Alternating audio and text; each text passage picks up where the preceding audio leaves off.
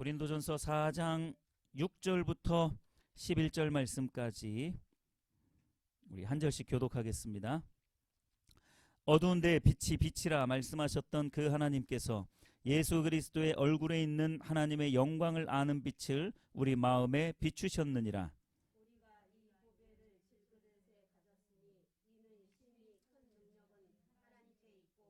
우리에게 있지 아니함을 알게 하려 함이라. 우리가 사방으로 우겨쌈을 당하여도 쌓이지 아니하며 답답한 일을 당하여도 낙심하지 아니하며 박해를 받아도 버림받지 아니하며 거꾸로 뜨림을 당하여도 망하지 아니하고 우리가 항상 예수의 죽음을 몸에 짊어짐은 예수의 생명이 또한 우리 몸에 나타나게 하려 함이라. 우리 살아있는 자가 항상 예수를 위하여 죽음에 넘겨짐은 예수의 생명이 또한 우리 죽을 육체에 나타나게 하려 함이라. 아멘. 아멘.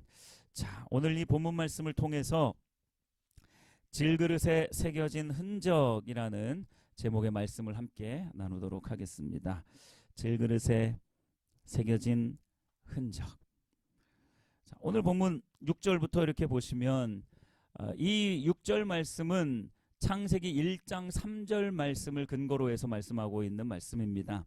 자, 어두운 데에 빛이 빛이라 말씀하셨던 그 하나님께서, 자, 누군가가 지금 뭔가를 하시는데 그분에 대해서 이렇게 설명을 하는 거예요. 어두운 데에 빛이 빛이라 말씀하셨던 그 하나님께서 지금 뭔가를 하세요.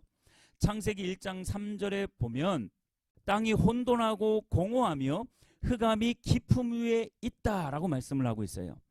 땅이 혼돈하고 공허하며 깊음이 흑암 가운데 있는데 그 상황 가운데에서 하나님이 뭐라고 명령을 하시냐면 빛이 있으라라고 말씀을 하세요. 땅이 혼돈하고 공허하다. 그 흑암이 깊음 위에 있다라는 게 무슨 말이겠어요? 사망의 상태입니다. 죽음의 상태예요. 아무런 소망이 없는 상태입니다.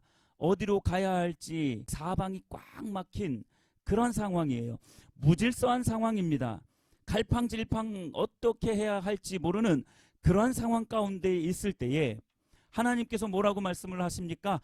빛이 있으라 라고 했더니 그 무질서 가운데에 빛이 있게 되어졌어요.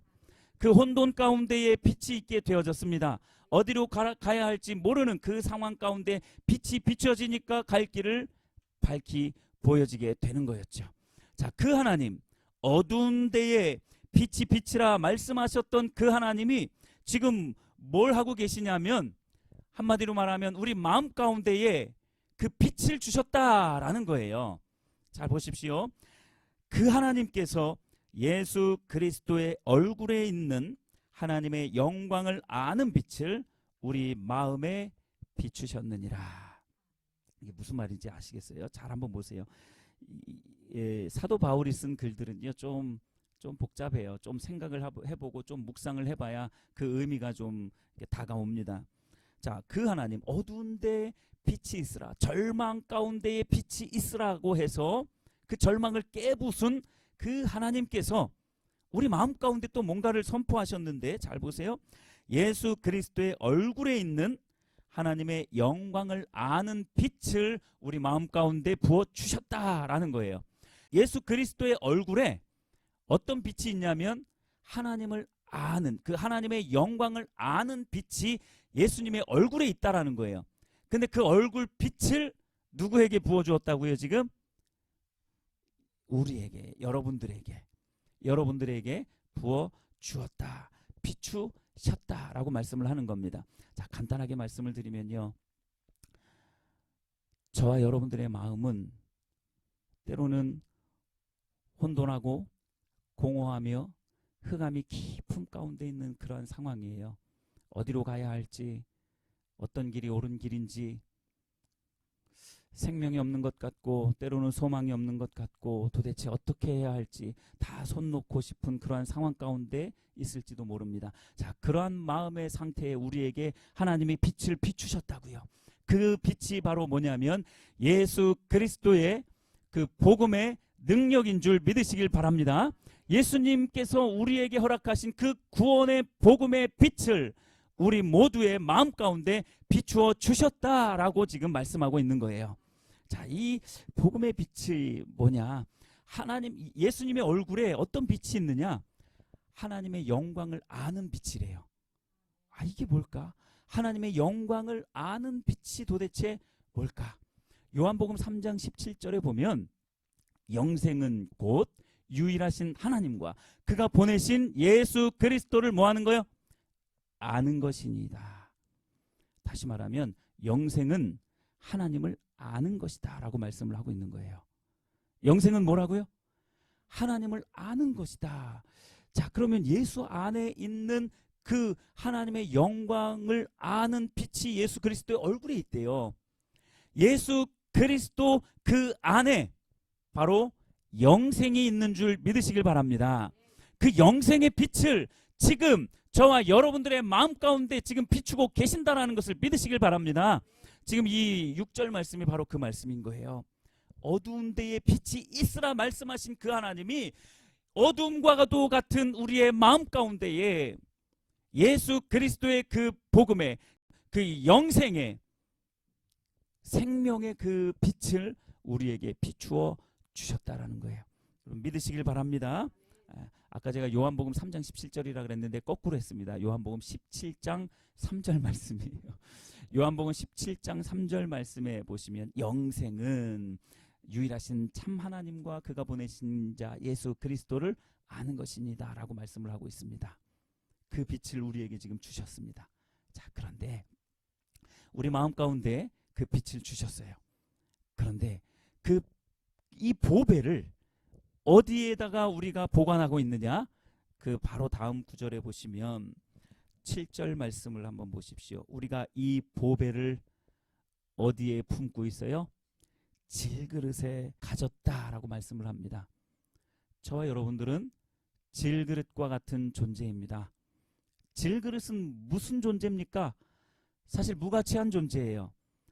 나는 인정하고 싶지 않을지는 몰라도 저와 여러분들은 무가치한 존재입니다. 마치 질그릇과 같은 존재예요. 깨지기 쉬운 존재입니다. 어디로 가야 할지 도무지 갈팡질팡하는 그러한 존재가 질그릇과 같은 존재예요.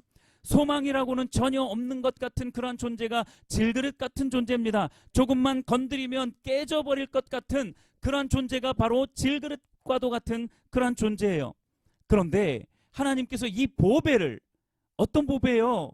그 빛, 그 구원의 복음의 빛이라는 예수 그리스도라는 그 안에 있는 영생이라는 그 빛, 그 보배를 이 질그릇 같은 나와 여러분들의 몸에 지니게 하셨다라는 겁니다.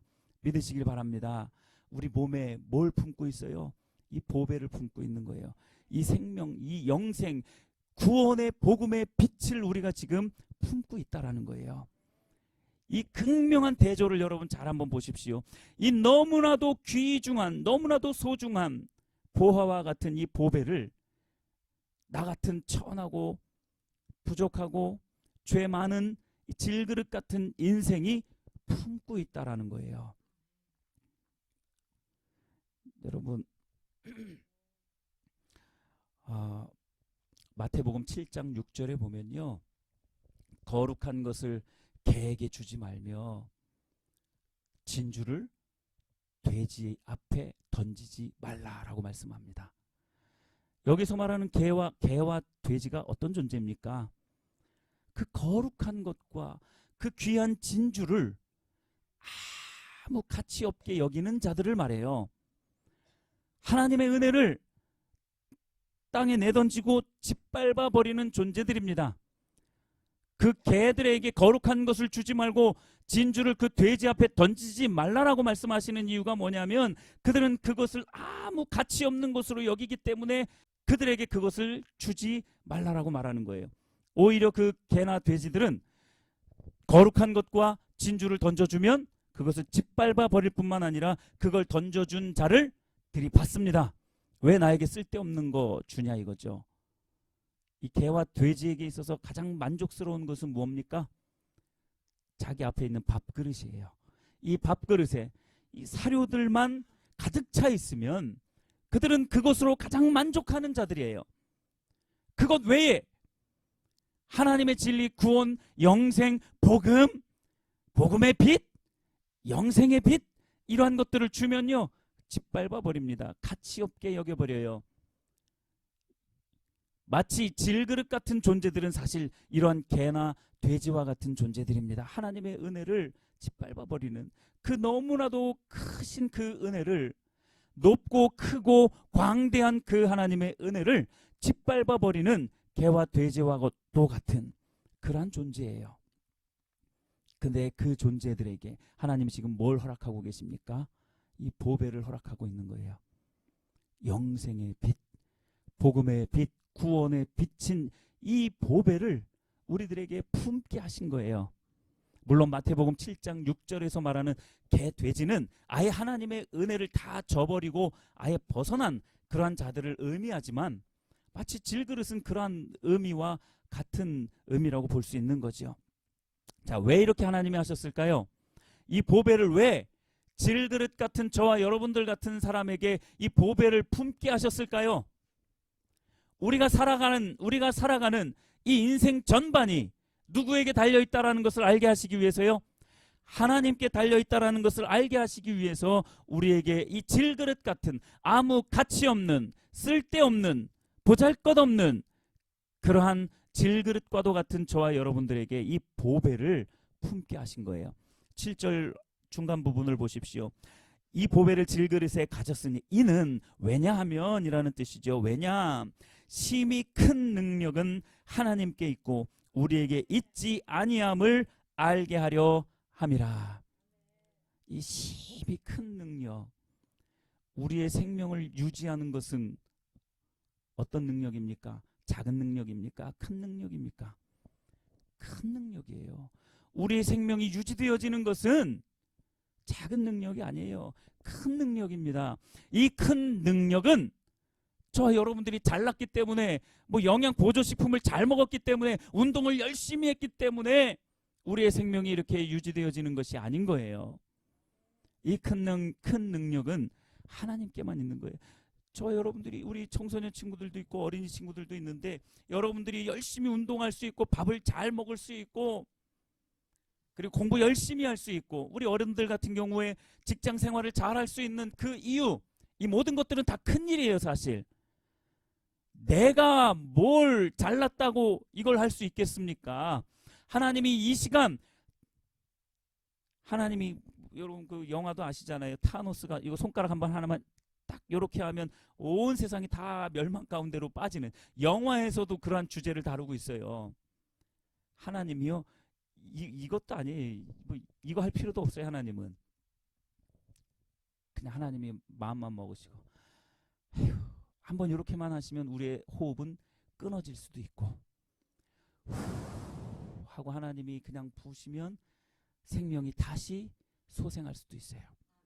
하나님은 그처럼 위대하신 분이신 줄 믿으시길 바랍니다. 이 큰 일은, 우리의 모든 삶의 주관자는 하나님이시다라는 거예요. 그걸 알게 하기 위해서 질그릇과도 같은 무가치하고 쓸데없고 깨지기 쉬운, 상처받기 쉬운 우리들의 마음 가운데 이 보배를 품게 하신 거예요. 저와 여러분들 가운데 이 보배가 있게 되기를 예수님의 이름으로 축복합니다. 이 보배를 우리가 품고 있는 거예요. 이 보배를 우리가 품고 있어요. 자, 우리가 이 보배를 품게 되어지면 이제 우리의 삶이 어떻게 되어지는지 8절과 9절을 한번 보십시오. 과연 우리가 이러한 삶을 살고 있는지 하나님 앞에 정직하게 우리 자신을 내어 드리기를 바랍니다. 우리가 사방으로 우겨쌈을 당하여도 쌓이지 아니하며, 답답한 일을 당하여도 낙심하지 아니하며, 박해를 받아도 버림받지 아니하며, 거꾸로 뜨림을 당하여도 망하지 아니하리라. 아멘. 우리가 사방으로 우겨쌈을 당하여도 쌓이지 않는데요. 자, 여러분, 이 말은, 그러니까 현상적으로는 우겨쌈을 당할 수 있어요. 내 삶의 형편이 때로는 우겨쌈을 당한 것 같은 느낌이 들 때도 있어요. 실제로 그렇게 우리를 우겨싸기도 합니다. 그러나 이 보배를, 나의 이 보잘것없고 무가치한, 깨지기 쉬운 이 질그릇에 품고 있는 자들은 그 우겨쌈을 당하여도 실제로는, 근본적으로는 우겨쌈을 당하지 않게 되는 거예요. 자유한 줄 믿으시길 바랍니다. 여기에서 우겨쌈을 당한다라는 말의 헬라어 원어는 들리보메노이라는 단어예요. 들리보메노이라는 단어인데 이 단어가 어떤 의미를 갖고 있냐면 그 포도즙을 짜기 위해서 사방에서 누르는 거예요. 그 즙을 짜기 위해서는 어떻게 해야 돼요? 대충 누르면 즙이 짜집니까?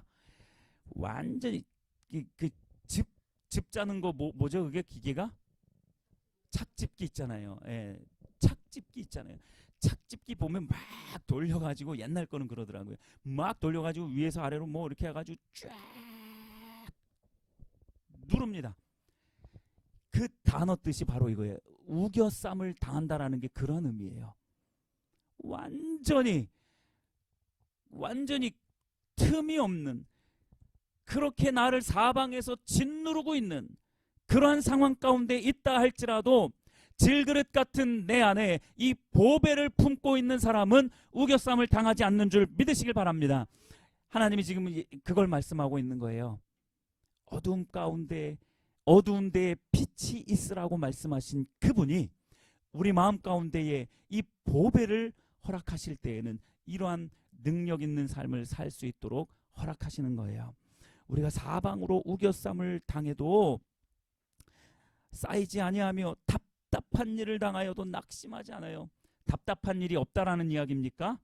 아니요. 답답한 일이 있습니다. 우리 인생사에 어떻게 우겨쌈을 안 당할 수 있고 답답한 일이 없을 수가 있고 박해를 안 받을 수가 있고 거꾸러뜨림을 안 당할 수가 있겠습니까? 이 모든 것들은 다 우리의 삶 가운데 늘 있는 일들이에요. 예수님을 믿기 때문에 이게 없어야 돼. 이게 아닌 거예요. 예수님을 믿기 때문에 이러한 일이 있다 할지라도 그 안에 매이지 않는 것이고 자유할 수 있는 것인 줄 믿으시길 바랍니다. 답답한 일을 당해도 낙심하지는 않는다는 거예요.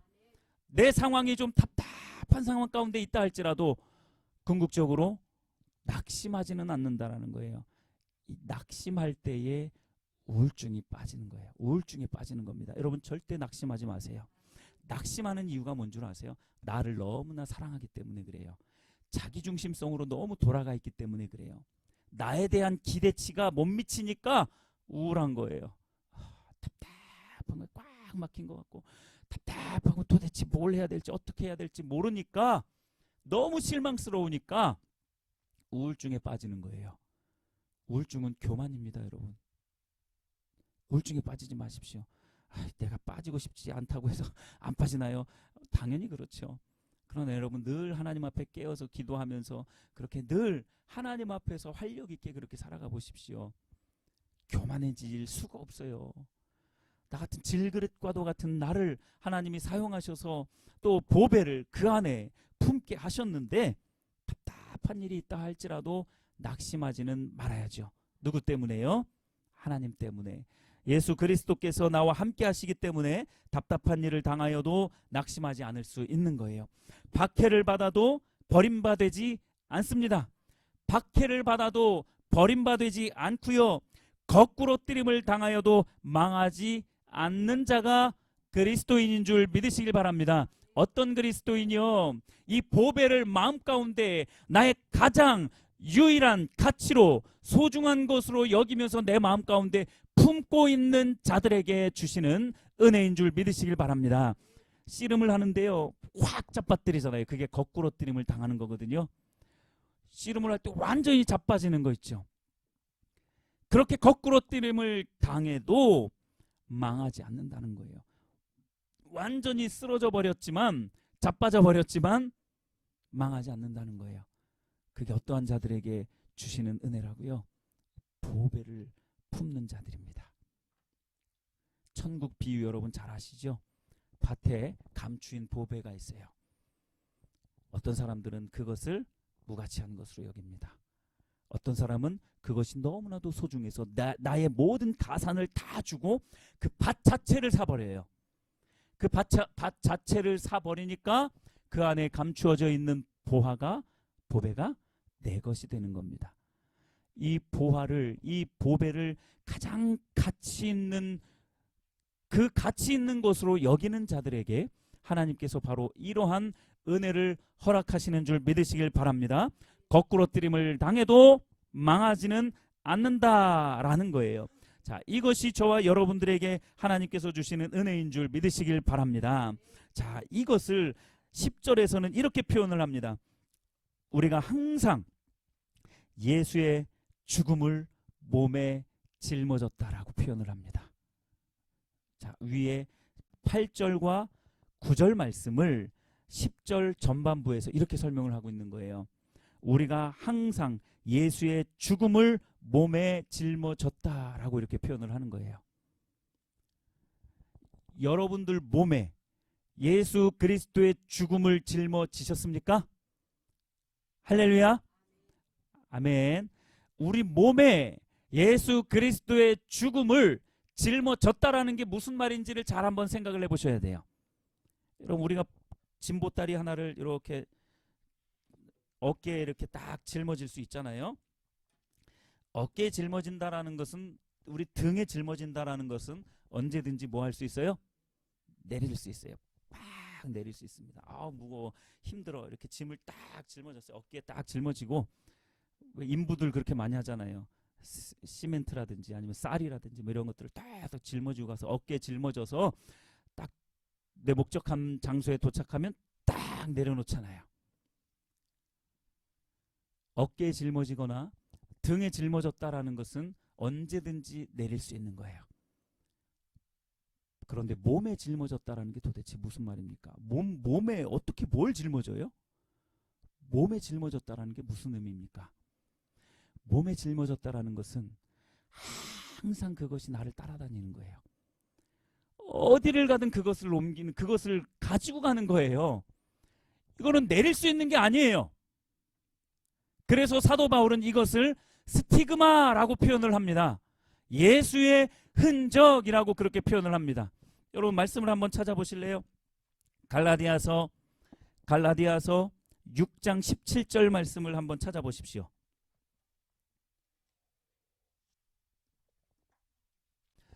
다 같이 읽어보겠습니다. 시작.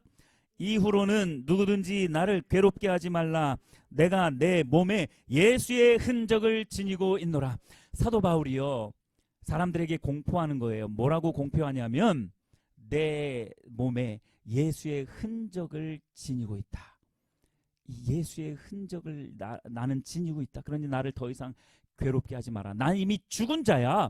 예수 그리스도와 함께 죽은 자야 라고 말하면서 나를 더 이상 괴롭게 하지 말라라는 거예요.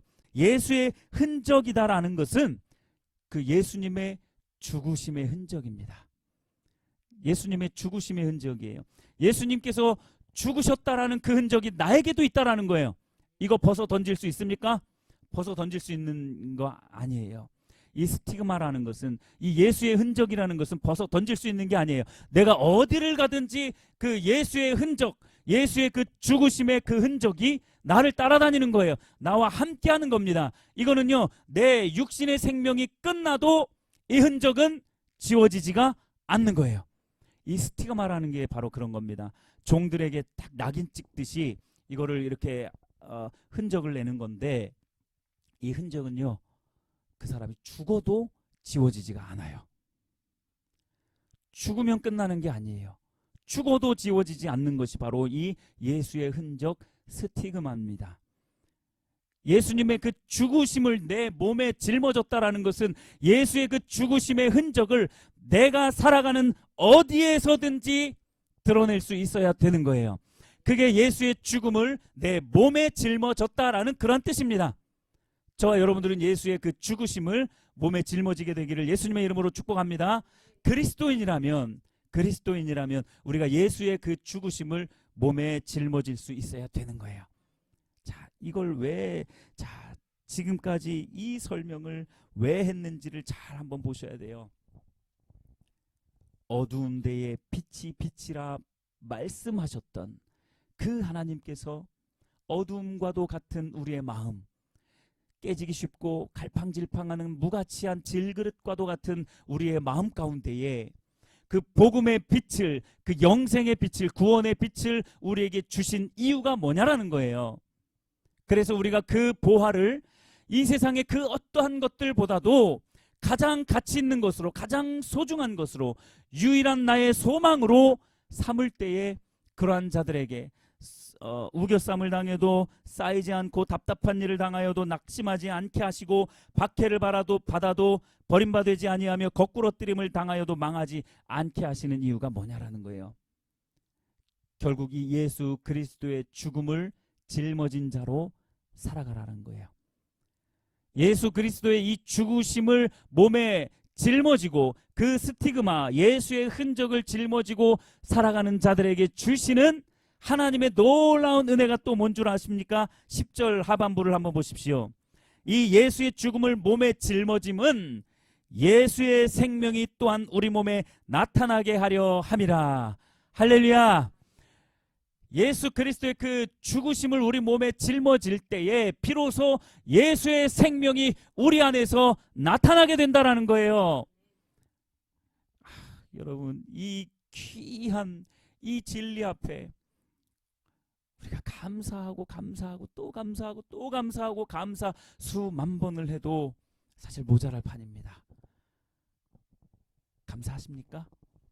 만약에 우리가 이 사실에 감사하지 못한다면 아까 제가 말씀을 드렸던 마태복음 7장 6절에 있는 거룩한 것을 개에게 주지 말며 진주를 돼지의 앞에 던지지 말라고 했을 때에 그 개와 돼지와 같은 존재가 되는 거예요.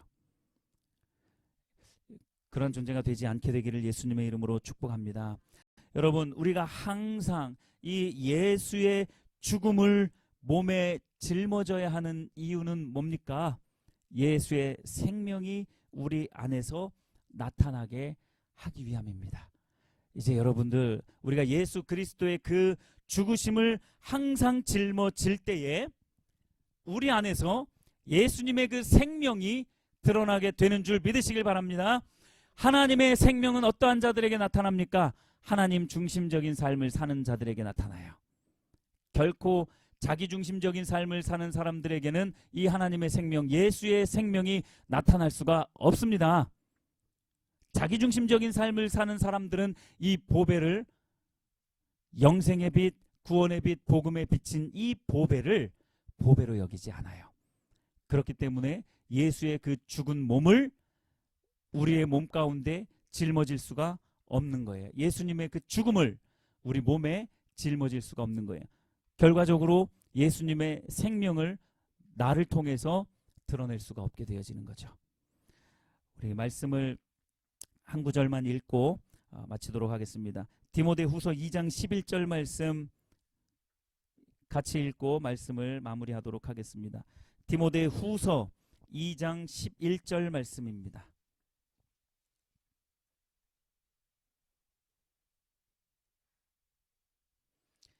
디모데후서 2장 11절 말씀 다 같이 읽겠습니다. 시작. 미쁘다 이 말이요 우리가 주와 함께 죽었으면 또한 함께 살 것이요. 할렐루야. 우리가 죽어야 예수 그리스도의 생명이 우리를 살리는 줄 믿으시길 바랍니다.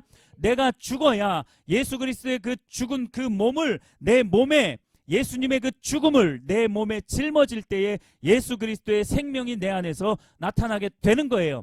그 생명을 여러분들의 자녀들에게, 여러분들의 가족들에게, 여러분들의 이웃들에게 나눠줄 수 있어야 되는 거예요. 사람들이 여러분들을 보고 그 생명을 함께 나누어 먹을 수 있어야 되는 겁니다. 왜 우리가 지금까지 그 생명을 나누지 못했느냐? 예수의 그 죽음을 몸에 짊어지지 않았기 때문에 그래요.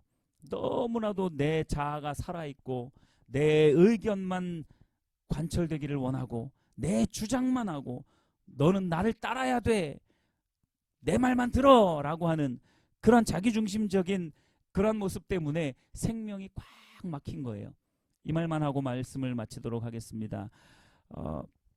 이스라엘에 가보면 사해라는 것이 있고 또 그 위쪽으로 갈릴리 바다가 있습니다. 또 그 위쪽으로 헐몬산이라는 또는 헬몬산이라는 산이 있어요. 근데 이 물줄기의 근원이 그 헐몬산에서부터 이렇게 쭉 내려옵니다. 갈릴리 바다에 물이 쫙 내려와요. 그래서 갈릴리 바다에 굉장히 어종이 많다고 합니다. 굉장히 물고기들이 많이 살아요. 굉장히 건강한 호수입니다. 호수가 너무 넓어서 바다라고 표현하죠. 갈릴리 바다. 그 갈릴리 호수는 그렇게 생명력 있는 그런 바다예요. 그런데 그 물이 요단강을 거쳐서 사해까지 옵니다. 사해는 이 세상에서 가장 낮은 곳이에요. 더 이상 흘러갈 곳이 없어. 사해 책임은 아니야. 그러나 어찌되었든지 간에 환경이 그래요. 어느 곳으로도 흘러갈 수가 없어요. 흘려보내지 않으니까 이 사해는 죽은 바다가 되는 거예요. Dead Sea라고 죽은 바다가 된 거예요. 이 세상에서 가장 짠 바다, 사람 몸이 둥둥 떠버리는 죽은 바다가 되는 겁니다. 여러분, 사해가 왜 죽은 바다가 돼요? 흘려보내지 못하기 때문에 그렇습니다. 받은 거는 많은데 내 안에서 그것이 생명으로 작용되어지지 못하는 거예요. 그러니까 흘려보낼 수가 없는 거죠. 그러니까 나도 죽고 주변에 있는 것들도 다 죽어요. 여러분, 이 말씀을 꼭 기억하시기를 바랍니다. 우리가 항상 예수의 죽음을 몸에 짊어지면 내 자아가 죽고 내 의견이 죽고 오직 하나님의 뜻과 하나님의 계획과 의도하심만 살아있는 그러한 삶을 살아가게 되면 예수의 생명이 또한 우리 몸에 나타나게 되어질 것입니다. 11절에 우리 살아있는 자가 항상 예수를 위하여 죽음에 넘겨짐은 예수의 생명이 또한 우리 죽을 육체에 나타나게 하려 함이라. 우리는 질그릇처럼 연약하지만 죽을 몸이지만 우리 안에서 예수 그리스도의 생명이 온전하게 나타나게 되어지기를 예수님의 이름으로 축복합니다. 네, 그 생명을 전파하는 우리 모두가 되어졌으면 좋겠습니다.